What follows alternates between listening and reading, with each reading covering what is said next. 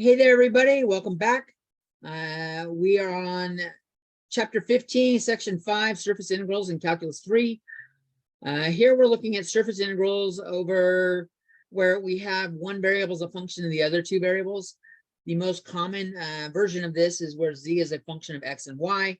We've done it a lot this semester, but we could do y as a function of x and z, or x as a function of y and z. We'll look at z first. The other setups are the same thing. I have our formula up here because that's what we're doing. We're going to make this shift. So I'm going to parameterize x and y as u and v, so we can find r. So dr to u is 1, 0 and dz du. Dr dv is 0, 1 and dz dv.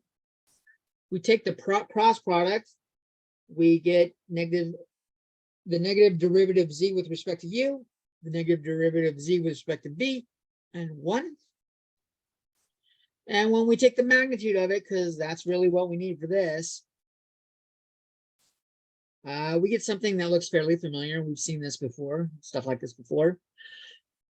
Square root of the partial derivative of z with respect to x squared plus the partial derivative of z with respect to y squared plus 1. We're taking the square root of that. That's our ru plus rb. We had u and v here, but x is u and y is v, so I'm just transitioning back to our original letters because then we won't need u and v. So the setup, our function, our formula up here turns to this. So we're going to change our surface to this. We're mapping it to this new region D, where we're going to have dx dy, and this is just straight pulled in as our ru cross rv. Okay. We do have two other variants of that. For the y1, y is a function of x and z. And so we have derivative of y with x with respect to x squared and derivative of y with respect to z squared. And then it's dx dz.